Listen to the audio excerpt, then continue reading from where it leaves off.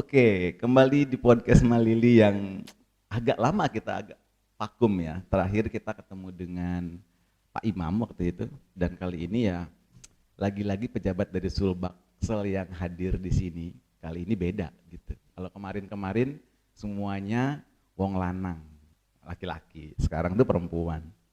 Ini Baru casingnya aja biasa sih. loh. Bu Epa apa kabar? Alhamdulillah baik. Gimana Bu, kabarnya perjalanan yang 12 jam menggunakan mobil itu rasanya seperti. Bagi saya sih ini sesuatu yang menyenangkan. Karena jarang-jarang perjalanan, bukan 12 jam loh, 14 jam. Oke, lebih lama ternyata ya. 14 jam, tapi ya kita nikmati aja sih. Mampir kemana-kemana. Kalau kita naik bis ya itu, kita mau mampir agak repot. Karena harus minta tolong sama Pak sopirnya. Ini Pak sopirnya di bawah kendali saya kok. Ini ada anekdot gini Bu, perempuan selalu benar, Betul. bos selalu benar, bosmu perempuan, kelar hidupmu. Ya. Nah bagaimana cara ibu nih memposisikan diri as a boss tapi as a mother gitu, jadi bos juga tapi jadi ibu. Gimana ya? Saya sih sebenarnya nggak ada ilmu tersendiri ya terkait itu. Tapi saya memposisikan diri jadi bos oke, tapi saya juga harus jadi teman. Karena menurut saya tempat kerja yang nyaman itu akan melahirkan kinerja yang baik. Akan melahirkan sesuatu yang lebih wow gitu menurut saya. Gitu. Oke. Terus kita tuh ada pertanyaan gini, sekarang ini lagi tren banget pengaruh utamaan gender gitu. Dalam itu PUG ya, bukan PUGB. PUGB itu senangnya di anak-anak milenial. Kita di Game PUG ya. aja, betul. Nah. Di PUG aja. Nah, biasanya begitu ya, di dalam yang pengaruh utamaan gender itu kan bagaimana setiap elemen pegawai itu bisa difasilitasi. Nah, ini dari si ibu nih, karena perempuan biasanya ada stigma yang berbeda, kemudian cara ibu meyakinkan orang-orang di sekitar ibu bahwa perempuan, laki-laki punya keterbatasan fisik dan punya fisik yang bagus, itu orang-orang yang punya kesempatan yang sama. Nah, cara ibu membuktikan, gimana caranya sebagai wanita saya membuktikan bahwa saya punya juga kelas dan kesempatan yang sama. Berat pertanyaannya. Berat banget ini pertanyaannya. Bagi saya sih sebenarnya kalau saya sendiri itu tidak pernah berpikir untuk menjadi seorang eselon 3 ya. Oke. Saya ini sesuatu hal yang mujizat yang besar menurut saya, karena jujur memang dulu pada saat saya masih pelaksana itu satu-satunya perempuan yang berpangkat tinggi. Jadi kalau yang lain itu ibu-ibu dengan pangkat 2 gitu ya, putih lah, pangkat putih. Saya begitu masuk kan langsung 3A. Betul. Mungkin melihat bahwa saya penempatan pertama itu di Kanwil ya, Kanwil Sulawesi, melihat bahwa ini masih muda, masih energi gitu kan, masih fresh lah ilmunya, karena saya waktu itu DPT 3 selama setahun. Ya kenapa enggak dipromosikan, dan itu sudah beberapa, malah sekitar 7 Kanwil kalau nggak salah mengusulkan saya untuk promosi, enggak juga, tapi ternyata pada saatnya saya promosi, dan begitu saya dapat kedudukan ini ya saya mau nggak mau harus saya terima gitu kan, karena apa ya, ini ajang saya juga untuk belajar. Jadi begitu saya penempatan di Parepare, dengan segala keterbatasan saya melihat ini Parepare kok kayak gini. Mohon maaf ya, saya bukan menjelekkan Parepare, karena dengan pegawai yang hanya 17 terus menjadi 50 dengan sarana prasarana yang terbatas, wah gimana nih, akhirnya saya rembukan. Ya alhamdulillahnya saya juga dapat anak buah yang super ya, yang kebetulan masih waktu itu promosi semua, ya kita sama-sama punya semangat untuk menjadikan Parepare ini lebih baik gitu kan. Begitu saya di Parepare merasa nyaman, tadi juga saya cerita sama temennya di luar, saya merasa nyaman dan saya merasa bahwa yang saya targetkan ini sudah Melampaui. hampir selesai. Sudah Belum, melampaui. hampir selesai ya. Yang pasti yang saya sangat bangga sekali, saya sangat excited sekali. Dulu bea cukai itu sama sekali orang tidak tahu. Tapi begitu saya dan teman-teman ada di Parepare, orang akhirnya tahu, oh bea cukai itu bagian dari Kementerian Keuangan, karena setiap pameran di ulang tahun Parepare kita dengan segala keterbatasan kita ikut untuk menampilkan bahwa ini loh bea cukai, ini loh bagian dari Kementerian Keuangan gitu kan. Karena orang taunya masuk stan itu pajak. Oke. Ya, masuk stan itu pajak. Orang tidak tahu sama sekali apa itu bea cukai. Bahkan waktu saya baru di Parepare itu teman-teman pada bertanya, kalau mau naik kapal ke Kalimantan jam berapa ya? Kapal apa ya? Maaf ya, saya bukan orang peli, saya bilang gitu. Saya bea cukai, tugas saya itu mengawasi barang impor ekspor gitu kan. Okay. Nah, begitu saya dari Parepare saya pindah ke Makassar pun saya lebih gimana ya?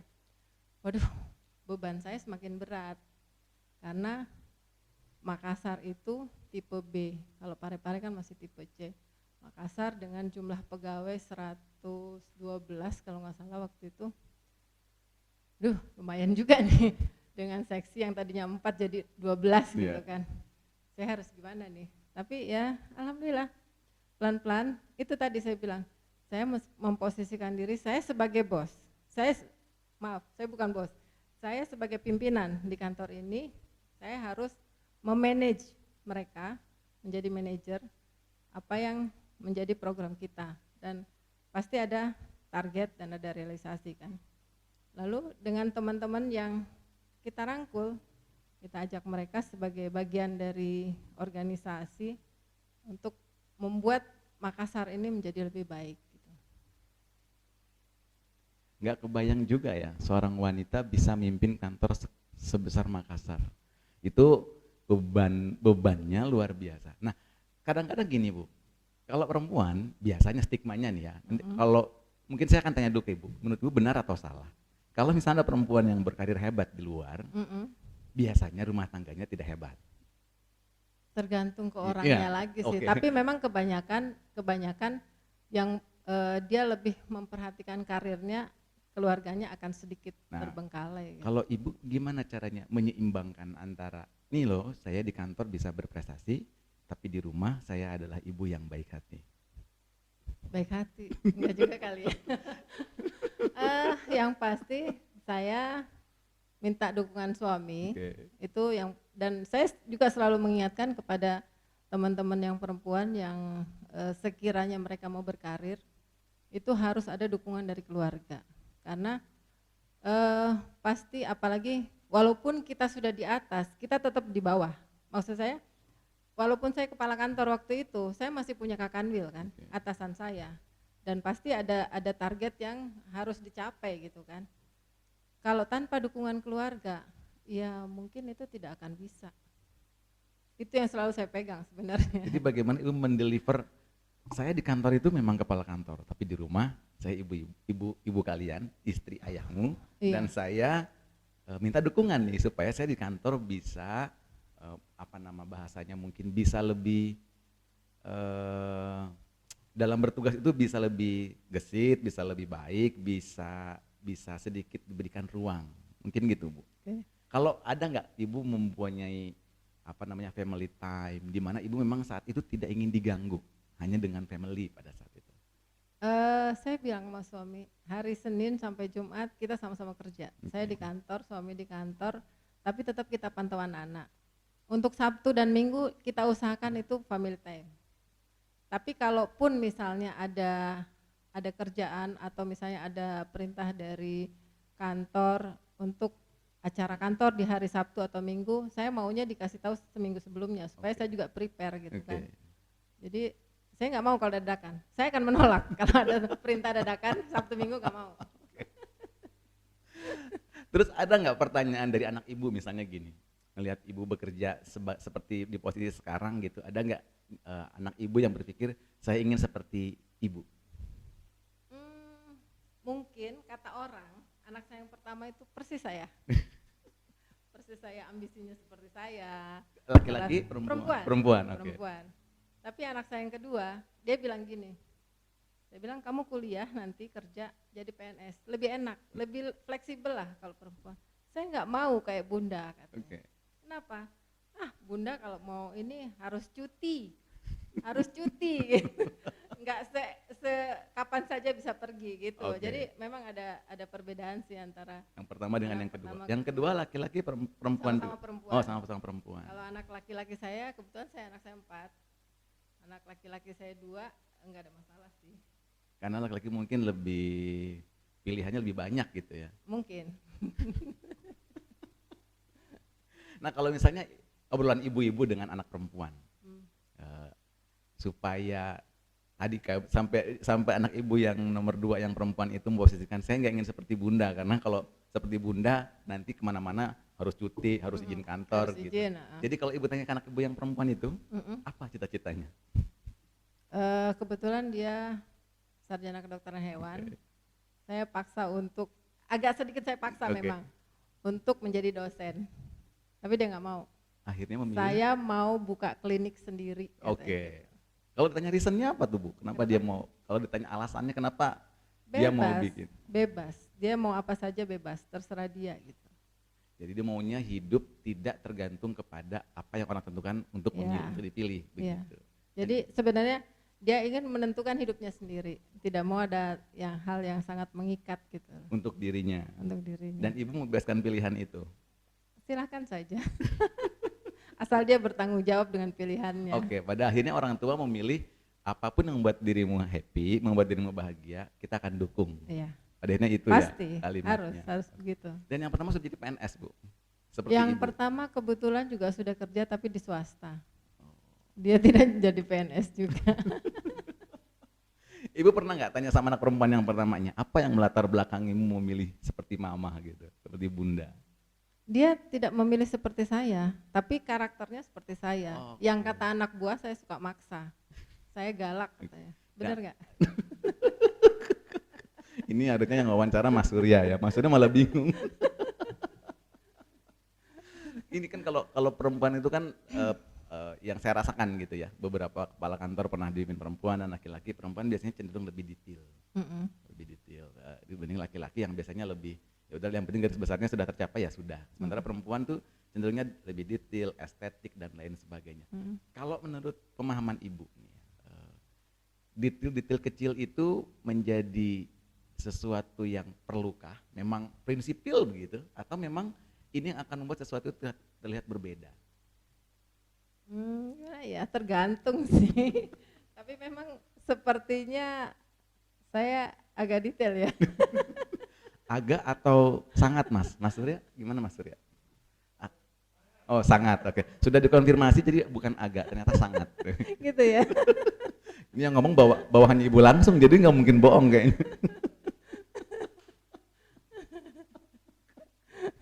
Ya itulah, apa yang saya rasakan itu belum tentu dirasakan anak buah saya gitu. Karena biasanya kan kalau laki-laki UAS, pokoknya kalau udah yang ini udah tercapai, udah yang lainnya nggak terlalu dipikirkan. Kalau perempuan kan cenderungnya itu. Iya, pasti saya pikirkan itu kalau misalnya kayak ada yang tidak sempurna aja sih. Kalau katanya kalau angka 10 itu milik Allah, kesempurnaan milik Allah, tapi saya maunya 9,9 gitu aja sih. 9,9. Ini angka yang kayaknya agak bukan agak sulit tapi sangat sulit dicapai gitu. Tapi bukan berarti nggak mungkin. Iya. Ya kan? Bukan berarti nggak mungkin. Maka ketika ada standar 9,9 yang saya rasakan juga nih ketika saya bersentuhan dengan ibu, mulai dari selaku kepala bidang kepatuhan internal saya ada di situ, memang saya merasakan oh ya ibu ini mendeliver pesannya itu sangat detail. Jadi kadang-kadang kita pun bekerjanya sudah teknisnya sudah jadi detail gitu. Kalau biasanya bikin ini ya sudah kita bikin gitu ya. Kalau ibu tuh sudah ini. Jadi aku bilang, oh iya berarti kalau sampai memang gagal, tidak sesuai dengan presisinya ibu, ya wajar kalau ibu marah. Saya stres. Saya yang Oke, stres. ngomong-ngomong tentang soal stres nih Bu ya. Kalau ibu itu dalam kondisi apa ibu merasa sangat tertekan? Ya itu salah satunya kalau misalnya saya punya target sesuatu yang akhirnya tidak bisa tercapai karena faktor eksternal. Itu saya stres banget. Obatnya nih Bu, kalau lagi stres, biasanya ibu melakukan apa? Tidur. Saya berusaha untuk tidur. Makanya jangan pernah membangunkan singa yang marah, mungkin ibu ini salah satu termasuk yang menganut paham itu begitu ya Bu. Jadi kalau ibu udah tidur, berarti siapapun nggak boleh bangunin ibu. Enggak. Ini kalau durasi marah nih Bu, durasi marah. Kalau ibu sudah kesel sama sesuatu, durasinya biasanya berapa menit, berapa jam, berapa hari? Nggak bisa dihitung, tapi yang pasti saya sudah keluarkan semua.